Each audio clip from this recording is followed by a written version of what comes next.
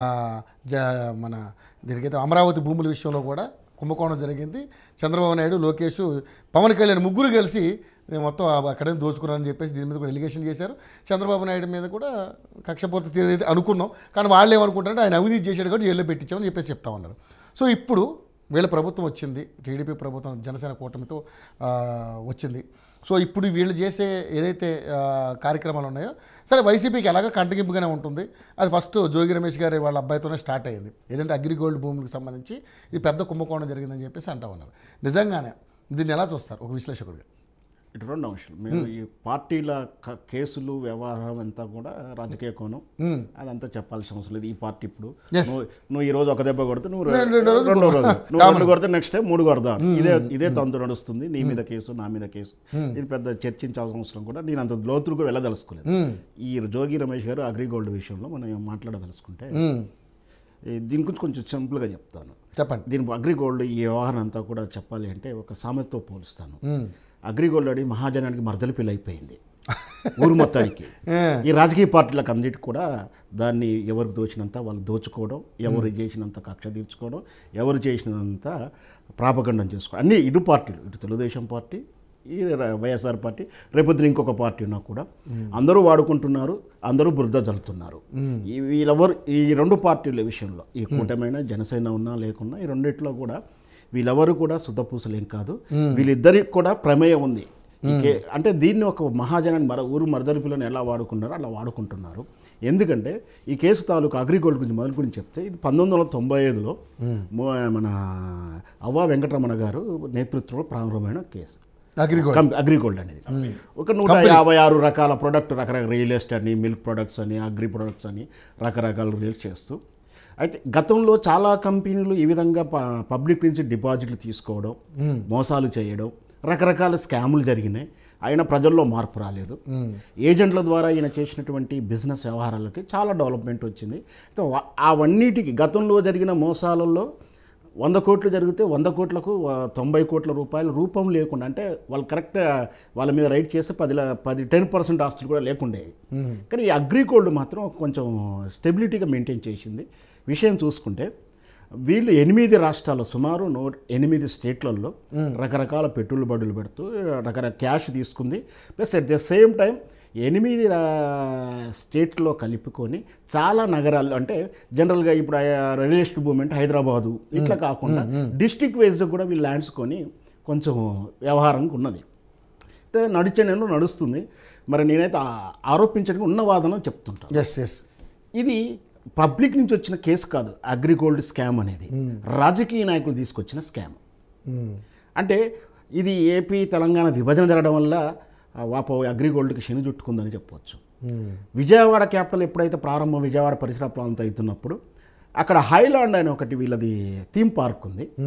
దాన్ని విజిటింగ్కి వెళ్ళిన తెలుగుదేశం చెందినటువంటి ప్రధాన నాయకులు దాని మీద కన్నేసి దాన్ని లాక్కోవడానికో దాన్ని కబ్జా చేయడానికి ప్రయత్నంలో చేస్తే తను తలగ్గలేదని, దాంతో ఇది ఆల్రెడీ ఏంది ఫైనాన్షియల్ మ్యాటర్ అంటే కొంచెం వీక్గానే ఉంటుంది, మన రాయేస్తే తగులుతుంది, అట్లా ప్రారంభమైందని ఒక ఆరోపణ ఉంది. అది నిజాల లోతుకు నేను ఎలా తెలుసుకోవాలి. అక్కడి నుంచి ప్రారంభమైనటువంటి ఈ కేసు అంటే వాళ్ళు మా మాట ఇంటలేరు కాబట్టి ఎక్కించి నరకరావాలి, అట్టించి నరకడం వస్తే కేసు స్కామ్ అనేది బయట. ఎందుకు అంటే తీక్షణంగా చూస్తారు, ఆర్థిక లొసగులు ఉంటాయి, ఐటీలో ఎగ్గొట్టడం కానీ దొంగ లెక్కలు కానీ ఖచ్చితంగా ఉంటాయి. సో దాని నుంచి ప్రారంభం చిలికిగానే అయిపోయి మొత్తం మీద కేసు అయితే అయింది. 9 రాష్ట్రాలలో 250 పైగా కేసులు అయినాయి. వీళ్ళు ఇప్పటికి లెక్క ప్రకారం దగ్గర 20,000 అమౌంట్ చెప్తాను.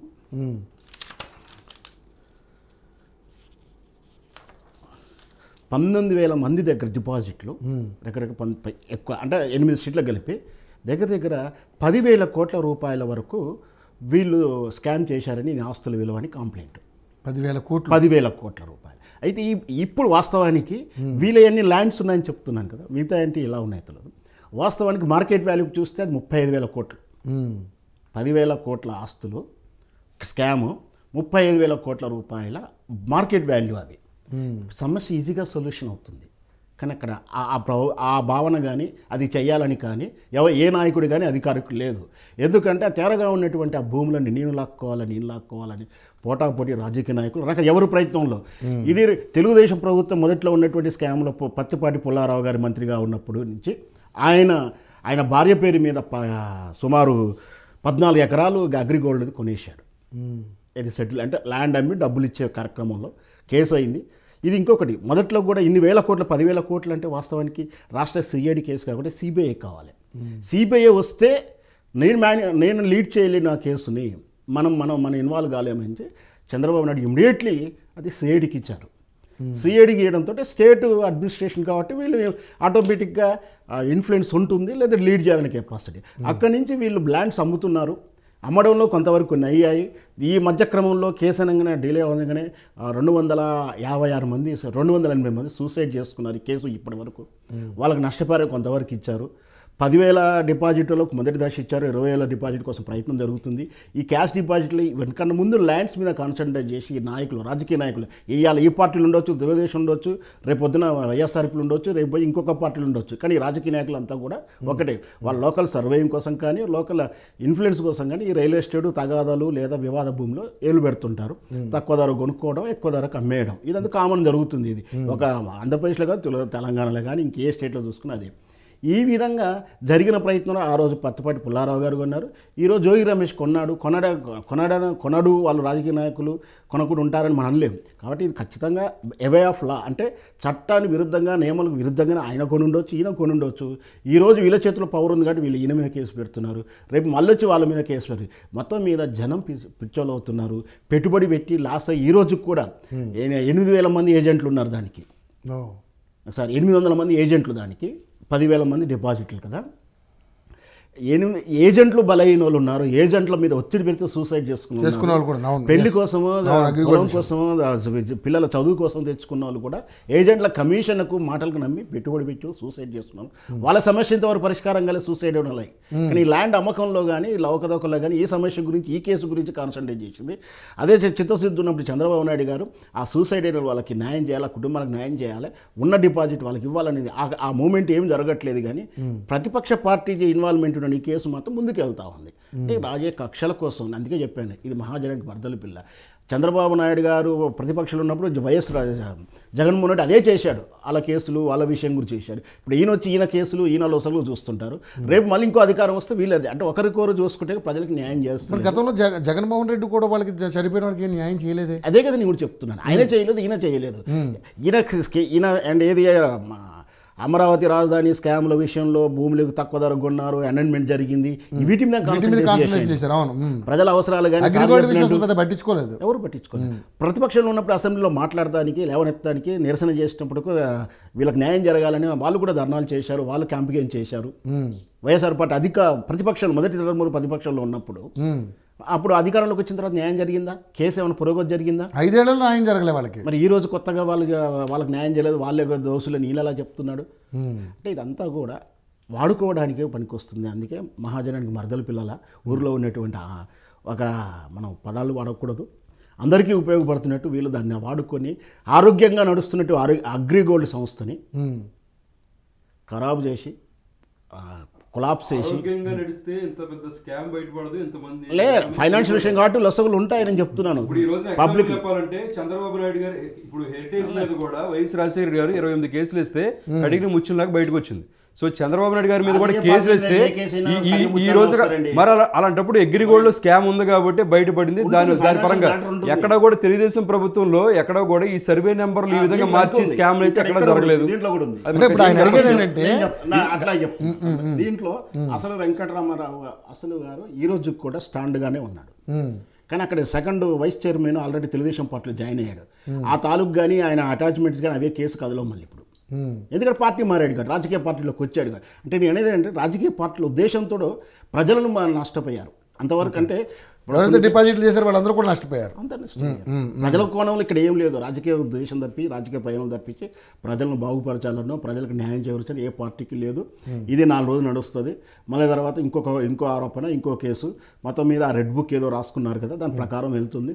సార్ కూడా చెప్పినట్టు గతంలో రెడ్ బుక్ ఇంతవరకు మొన్నే చెప్పారు లోకేష్ గారు, రెడ్ బుక్ ఇంతవరకు ఎక్కడ ఓపెన్ చేయాలి. అంటే ఫర్ ఎగ్జాంపుల్ రెడ్ బుక్ లో 100 మంది అక్రమాలు జరుగుతున్నాయి అంటే చేసే ఏ విధంగా చేస్తే అందులో ఎంతమంది వేర్లు ఉన్నాయో చేయకపోతే సినిమా ఇంత వైఎస్ఆర్ ఎట్లుంటుందో ఉంటుంది. నేను అది చెప్పబోయేది రెడ్ బుక్ అది కాదు. కానీ ఎలా అంటే శ్రీలక్ష్మి గారు ఐఏఎస్ ఆఫీసర్ కానీ చూస్తున్నాం. రాజకీయ నాయకుల యొక్క వ్యక్తిగతమైనటువంటి ప్రలోభాలకు వాళ్ళకు భయపడో లేదా వీళ్ళు కకృతుపడో ఈ ఐఏఎస్ ఆఫీసర్ బ్యూరోక్రసీలు ఈ విధంగా బలవుతూ ఉన్నారు. ఈరోజు ఆ రాజకీయ పార్టీలు చెప్పిండని కేసు పెట్టి ఇది బట్టి అధికారులు ఇప్పుడు గతంలో ఈ రాజకీయ నాయకుల మీద కక్షలు ఉండేవి. ఇప్పుడు బ్యూరో కేసు వచ్చేసింది. రీసెంట్గా రెడ్ బుక్ నుంచి లెజిస్లేటర్స్ కూడా వాళ్ళ పేర్లు ఉన్నాయి. లీగల్ న్యాయస్థాన జడ్జిల వీళ్ళ పేర్లు కూడా రెడ్ బుక్లు ఉన్నాయి. అంటే ప్రజాస్వామ్య మూలస్తంభాలైనటువంటి పోలీసులు, రాజకీయ నాయకులు అందరికీ కూడా ఈ రెడ్ బుక్లో ఉన్నాయి. రేపు వీటికే ఉన్నాయి కదా, రేపు ఇంకా చాలా కేసులు ఉన్నాయి. 5 ఏళ్ళు ఉన్నది, టైం ఉంది. నాకు తెలిసినంత నాకున్న అంచనా ప్రకారం ఒక 1 year 2 years అంటే 2 years లోపు జగన్మోహన్ రెడ్డి మీద చేయాల్సిందే చేస్తారు. జగన్మోహన్ రెడ్డి చేసిన మిస్టేక్ వీళ్ళు చేయకుండా, ఎందుకంటే లాస్ట్ ఎన్నికల ముందు చేస్తే సింపతిగా మారుతుంది. సింపతికి ముందుగా వీళ్ళంతా కావాల్సినంత కార్యక్రమం అంతా చేసేసుకొని రాజకీయంగా చేసేసుకోండి. కానీ ఏదైనా చేసుకోండి, రాజకీయ పార్టీలు మీరు ఆరోపణ చేసుకోండి, ఆ కేసు కూడా గ్రౌండ్ ఉంటేనే కేసు అయితే. సార్ చెప్పినట్టు చంద్రబాబు నాయుడు కూడా గ్రౌండ్ ఉంది కాబట్టి కేసు అయింది. ఇప్పుడు ఈ జోగి రమేష్ గారు బీసీ నాయకుడు ఉందని పెట్టలేరు. అట్లాంటి ఒక బీసీ నాయకుడు ఒక్కడే ఉన్నాడు వైఎస్ఆర్ పార్టీలో, చాలా మంది బీసీ అట్లా. అదే రాజకీయ ఆరోపణలు ప్రజల తరపున. కనీసం బాధితులు చనిపోయిన వాళ్ళు సూసైడ్ చేసుకున్న వాళ్ళకి నష్టపరిహారం రాలేదండి, ముందు బాధితులకు కాదు, బాధిత కుటుంబాలకు. వాటి మీద కాన్సన్ట్రేట్ చేసి జరిగింది ఏదో జరిగింది, ఆరోపణలు మీరు వల్ల కాలేదు అంటున్నారు సార్ గారు. ఇప్పుడు నెక్స్ట్ డిబేట్లో ఆయన అదే చెప్తాడు, మా పార్టీ వల్ల కాలేదని. సో ఏం జరిగినా కూడా ప్రజల తరపున చేయండి. 8 స్టేట్లలో ఉంది. మొత్తం మీద 256 ఎఫ్ఐఆర్లు మొత్తం దీని మీద, 250 ఎఫ్ఐఆర్ అన్ని రాష్ట్రాల్లో కలిపి, అన్ని రాష్ట్రాల్లో మొత్తం కలిపి 250 ఎఫ్ఐఆర్లు అయినాయి. అంటే మీరు చెప్పిన 8 రాష్ట్రాల్లోనే మొత్తం అంతా కలిసి ఉన్నది. ఇంతమంది పబ్లిక్తో ఉన్నప్పుడు ప్రజలకు న్యాయం చేయండి. ఆ తర్వాత నాకు తెలిసి ఇట్లాంటి డబ్బు స్కామ్ ఇంతవరకు ఈ 10 ఏళ్లలో లేదు, రాలేదు, అదే లాస్ట్ అయింది. ప్రజలు కూడా మారాలి. కమిషన్లకనో ఇప్పుడు వచ్చే సెల్ ఫోన్లకనో అప్గ్రేడ్ చేస్తానికంటే నువ్వు 100 మంది చేరిస్తే ఎంత వస్తుంది, 50 మంది చేరిస్తే ఎంత వస్తుంది, ఈ విధానానికి పబ్లిక్ అవేర్నెస్ పెరిగింది, ఇంకా పెరగాలి. ఇట్లాంటి దాంట్లో పెట్టుబడి పెట్టకుంటే శ్రేయస్కరం. ఎందుకంటే ఇట్లా డబ్బులు వచ్చిన వాడు సినిమా ఫీల్డ్కి వెళ్తాడు, రాజకీయ నాయకుడికి వెళ్తాడు. రాజకీయంకి వెళ్ళినాడు ఆటోమేటిక్గా ఇంకో పార్టీ వాడు ఇంకో పార్టీ మీద వేస్తాడు. కాకపోతే వేరేసి మళ్ళీ ఒక 4 రోజుల తర్వాత మళ్ళీ